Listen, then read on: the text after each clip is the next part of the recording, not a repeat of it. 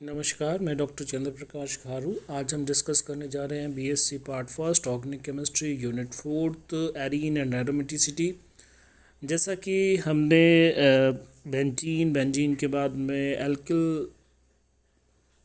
Alkyl benzene तथा naphthalene के बारे में हम डिस्कस कर रहे थे। नेफ्थलीन के मेथड ऑफ फॉर्मेशन तक हमने कंप्लीट कर लिया था, उसके केमिकल रिएक्शन को हम डिस्कस कर रहे थे। हम बात करते हैं कि सोडियम के साथ नेफ्थलीन किस तरह से अभिक्रिया करता है। नेफ्थलीन अमोनिया की उपस्थिति में सोडियम से क्रिया कर हरे रंग का ठोस उत्पाद देता है।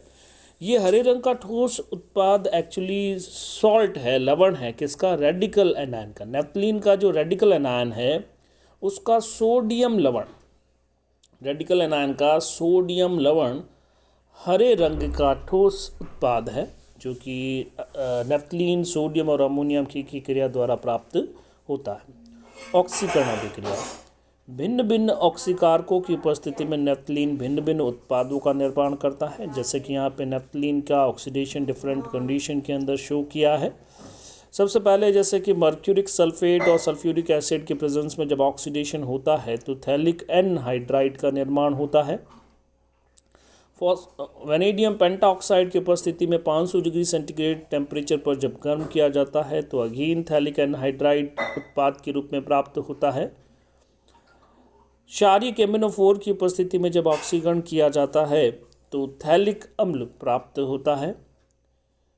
और जब अम्लीय केमिनोफोर की उपस्थिति में ऑक्सीकरण होता है तो थैलोनिक अम्ल उत्पाद के रूप में प्राप्त होता है। और अम्लीय पोटेशियम डाइक्रोमेट की उपस्थिति में आप देखते हैं 1,4-नेफ्थाक्विनॉन उत्पाद के रूप में प्राप्त होता है। तो भिन्न भिन्न ऑक्सीकारकों की उपस्थिति में अलग अलग उत्पाद प्राप्त होते हैं। ये तो सारी योगात्मक अभिक्रिया, अपचयन या ऑक्सीकरण अभिक्रियाओं के बारे में बात की थी। और आगे हम नेफ्थलीन की इलेक्ट्रॉन स्नेही प्रतिस्थापन अभिक्रियाओं की बात करने जा रहे हैं। इलेक्ट्रोफिलिक सब्स्टिट्यूशन रिएक्शन, जैसा कि आप जानते हैं, किसी भी एरोमेटिक सिस्टम की अभिलाक्षणिक अभिक्रिया होती है। इसकी प्रेजेंस सभी एरोमेटिक कंपाउंड्स जो है इलेक्ट्रोफिलिक सब्स्टिट्यूशन रिएक्शन शो करते हैं। कुछ एरोमेटिक कंपाउंड केवल और केवल इलेक्ट्रोफिलिक सब्स्टिट्यूशन रिएक्शन ही दर्शाते हैं, जैसे कि बेंजीन के केस में हमने देखा। लेकिन कुछ यौगिकों में इलेक्ट्रोफिलिक सब्स्टिट्यूशन रिएक्शन के साथ साथ दूसरी अभिक्रियाएं भी दर्शाई जाती है। जैसा कि नेफ्थलीन के केस में हमने जितनी भी अभी तक की रिएक्शन पढ़ी है वो other than electrophilic substitution reaction थी। इलेक्ट्रॉन स्नेही प्रतिस्थापन अभिक्रियाओं के अतिरिक्त जो भी अभिक्रियाएं थी नेफ्थलीन के केस में वो हमने डिस्कस की। और अब हम डिस्कस करने जा रहे हैं इसकी अभिलाक्षणिक अभिक्रिया, जो कि सभी एरोमेटिक सिस्टम में पाई जाती है। तो हम देखते हैं कि इलेक्ट्रॉन स्नेही प्रतिस्थापन अभिक्रियाओं में आप देखेंगे कि अल्फ़ा पोजीशन को हमने अल्फ़ा डैश के फॉर्म में डिनोट किया है, और बीटा पोजीशन। तो नेफ्थलीन के अंदर दो पोजीशन होती है, अल्फ़ा और बीटा पोजीशन। अब हम बात करते हैं कि अल्फ़ा प्रतिस्थापन क्या है। नेफ्थलीन की अल्फ़ा स्थिति पर इलेक्ट्रॉन स्नेही के आक्रमण से प्राप्त एरेनियम आयन अनुनाद द्वारा स्थायित्व प्राप्त करता है। तो ये यहाँ पे रेजोनेंस स्टेबलाइजेशन एरेनियम आयन का नेफ्थलीन के केस में दिखाया गया है। और 4 अनुनादी संरचनाओं में एक बेंजीन वलय में पाई षष्ठक अप्रभावित रहता है। इसमें आप देखते हैं कि 4 अनुनादी संरचनाएं जो है उसमें से सभी अनुनादी संरचनाओं में आप देखेंगे कि कम से कम एक जो बेंजीन रिंग है उसमें पाई षष्ठक जो है वो इंटैक्ट है। इसी कारण इन अनुनादी संरचनाओं का स्थायित्व उच्च होता है। इसके अलावा भी अनुनादी संरचनाएं बनाई जा सकती है, परंतु किसी भी वलय में पाई षष्ठक का नहीं पाया जाता। इसके अलावा भी अनुनादी संरचनाएं बना, परंतु उसमें किसी भी वलय में पाई षष्ठक नहीं पाया जाता, तो उनका स्थायित्व बहुत कम है। यानी कि उनका कंट्रीब्यूशन जो रेजोनेंस हाइब्रिड में होगा, जो अनुनाद संकर के अंदर हम बात करते हैं कि अनुनादी संरचनाओं का एक योगदान होता है, और जो स्थायी अनुनादी संरचनाएं होती हैं उनका योगदान, उनका कंट्रीब्यूशन ज़्यादा होता है। तो ये वो संरचनाएं हैं जो कि विभिन्न प्रकार की अनुनादी संरचनाओं में सर्वाधिक स्थायी अनुनादी संरचनाएं हैं। और ये क्योंकि इनमें एरोमेटिसिटी इंटैक्ट है, या बेंजीन रिंग का पाई षष्ठक जो है इंटैक्ट है, इसका की स्टेबिलिटी अधिक है। और स्टेबिलिटी अधिक होने के कारण ये जो नेप्थलीन का रेजोनेंस हाइब्रिड जो हम ड्रॉ करते हैं स्ट्रक्चर, उसके अंदर इनका योगदान जो है सर्वाधिक होता है। ये स्ट्रक्चर बहुत महत्वपूर्ण है। अन्य संरचनाएं उतनी अधिक महत्वपूर्ण नहीं है क्योंकि उनका स्थायित्व तो बहुत कम है, एरोमेटिसिटी उनमें प्रेजेंट नहीं होती है। बात करते हैं बीटा प्रतिस्थापन की। नेप्थलीन की बीटा स्थिति पर इलेक्ट्रॉन स्नेही के आक्रमण से प्राप्त एरेनियम आयन में ये अनुनादी संरचनाएं जो दर्शाई गई है वो बताई गई है कि जब जो इलेक्ट्रॉन स्नेही बीटा पोजीशन पे अटैक करता है तो उससे जो अनुनादी संरचनाएं प्राप्त होती है, तो इन अनुनादी संरचनाओं से स्पष्ट हो जाए कि अल्फा प्रतिस्थापन की तुलना में बीटा प्रतिस्थापन में अनुनादी संरचनाओं की संख्या बीटा प्रतिस्थापन में कम है, जबकि अल्फा प्रतिस्थापन में अनुनादी संरचनाओं की संख्या अधिक होती है। क्योंकि अल्फा प्रतिस्थापन से प्राप्त एरेनियम आयन का स्थायित्व अनुनादी संरचनाओं के कारण अधिक है, इस कारण से हम देखते हैं कि अल्फा प्रतिस्थापन प्रोमिनेंट है, बहुत आसानी से हो जाता है, जबकि बीटा प्रतिस्थापन उतनी आसानी से नहीं होता। समूह का प्रतिस्थापन प्रभाव, सब्स्टिट्यूटिंग इफेक्ट ऑफ ग्रुप्स की बात करते हैं। तो सबसे पहला हम बात करते हैं ऑर्थो पैरा दिष्टकारी समूह। ऑर्थो पैरा दिष्टकारी समूह, तो यदि नेप्थलीन पर ऑर्थो पैरा डायरेक्टिंग समूह उपस्थित होता है तो आक्रमणकारी इलेक्ट्रॉन नहीं उसी वलय से जुड़ता है जिस पर पहले से प्रतिस्थापित ग्रुप उपस्थित है या सब्स्टिट्यूएंट प्रेजेंट है। यदि इलेक्ट्रॉन नहीं पहली स्थिति पर जुड़ा होता है तो नया आने वाला इलेक्ट्रॉन स्नेही नेप्थलीन की चौथी स्थिति पर आक्रमण करता है। यदि समूह नेप्थलीन की दूसरी स्थिति पर जुड़ा हुआ है यानी कि बीटा पोजीशन पे, तो आक्रमणकारी पहली स्थिति पर आकर जुड़ जाता है। मेटादिष्टकारी प्रभाव की हम बात करते हैं। यदि नेप्थलीन पर मेटादिष्टकारी ग्रुप जुड़ा होता है तो आक्रमणकारी इलेक्ट्रॉन स्नेही उस रिंग पर आक्रमण नहीं करता, जबकि उस रिंग से जुड़ी जो दूसरी वलय है उसकी 5वीं अथवा 8वीं स्थिति पर वो जाकर जुड़ता है। तो ये चीज़ें हमें ध्यान रखनी है, which group is present on naphthalene, और उसकी प्रेजेंस में जो है वो रिएक्शन किस तरह से होती है उसके बारे में हमें डिस्कशन करना है। तो सबसे पहले हम बात करते हैं हैलोजनीकरण।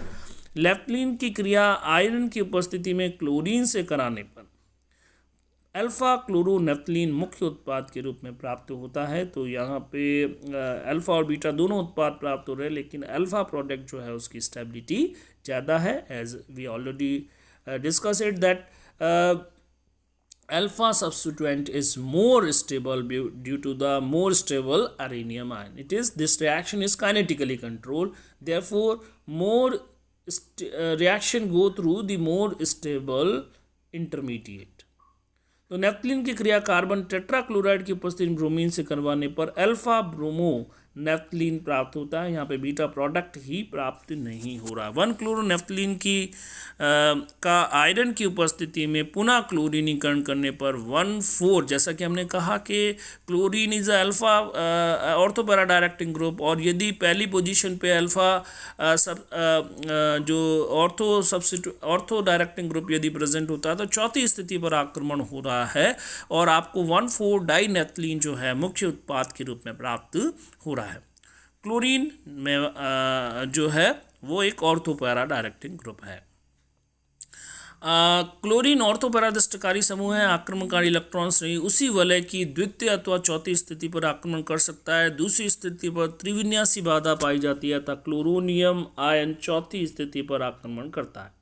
नाइट्रेशन रिएक्शन, जैसा कि नेप्थलीन की क्रिया नाइट्रिक आयन मिश्रण से कराने पर 1 नाइट्रोनेप्थलीन मुख्य उत्पाद के रूप में प्राप्त होता है। तो अल्फा प्रोडक्ट जो है वो मेन प्रोडक्ट है, बीटा प्रोडक्ट जो है वो कम अमाउंट में प्राप्त होता है। 1 नाइट्रोनेप्थलीन की क्रिया नाइट्रिक आयन मिश्रण से पुनः जब करवाई जाती है तो उस कंडीशन में 1,5 डाइनाइट्रोनेप्थलीन प्रमुखता से प्राप्त होता है। तो ये भी हम चीज़ डिस्कस कर चुके हैं कि जब जिस रिंग के ऊपर मेटा डायरेक्टिंग ग्रुप प्रेजेंट होता है उसकी दूसरी रिंग पर अब आक्रमणकारी नाइट्रोनियम आयन अटैक कर रहा है, और वो पोजीशन कौन सी हो सकती है, 5वीं और 8वीं। तो यहाँ पर वो 5th पोजीशन के ऊपर प्रेफरेंशियली जो है वो अटैक कर रहा है और 1,5 डाइनाइट्रोनेप्थलीन मुख्य उत्पाद के रूप में प्राप्त हो रहा है। लेकिन इसके साथ ही साथ यहाँ पे देखेंगे कि 1,8 प्रोडक्ट भी यहाँ पे प्राप्त होता है, लेकिन मुख्य उत्पाद 1,5 डाइनाइट्रोनेफ्थलीन होता है। सल्फोनीकरण, जब नेफ्थलीन की क्रिया सल्फ्यूरिक अम्ल के साथ 40 डिग्री सेंटीग्रेड पर करवाई जाती है तो नेफ्थलीन सल्फोनिक अम्ल का निर्माण होता है, परंतु यह अभिक्रिया उच्च ताप पर करवाई जाती है 2 नेफ्थलीन सल्फोनिक अम्ल का निर्माण होता है।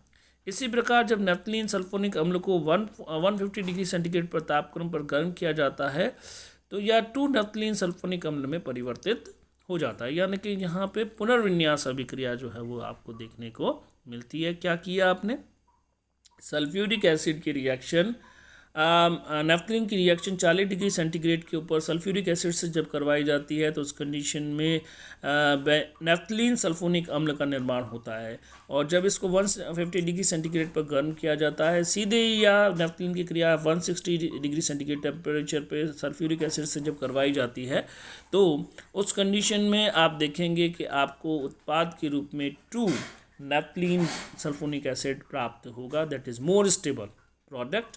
तो यहाँ पे बीटा प्रोडक्ट जो कि ज़्यादा स्थायी है वो आपको प्राप्त हो रहा है। तो कम ताप पर रिएक्शन काइनेटिकली कंट्रोल होती है, और काइनेटिकली कंट्रोल रिएक्शन के अंदर उत्पाद अल्फा प्रोडक्ट जो कि जिसमें कि अधिक स्थायी एरेनियम आयन की स्थिति है वो प्राप्त होता है, जबकि दूसरा जो है वो बीटा प्रोडक्ट एक स्टेबल प्रोडक्ट है, और स्टेबल प्रोडक्ट का निर्माण जो है उस कंडीशन में होता है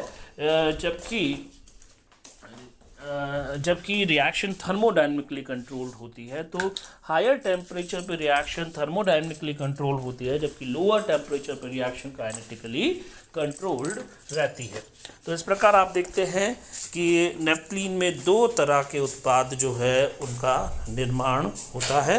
तो आप इसकी व्याख्या जो है वो काइनेटिकली कंट्रोल्ड रिएक्शन के रूप में या थर्मोडायनेमिकली कंट्रोल्ड रिएक्शन के रूप में कर सकते हैं। So it is very important reaction जहाँ पर कि आप 2 तरह के उत्पादों की व्याख्या कर रहे हैं, या हायर टेम्परेचर पे बीटा प्रोडक्ट के फॉर्मेशन या उसकी स्टेबिलिटी की बात करते हैं, जबकि लोअर टेम्परेचर पे अल्फा प्रोडक्ट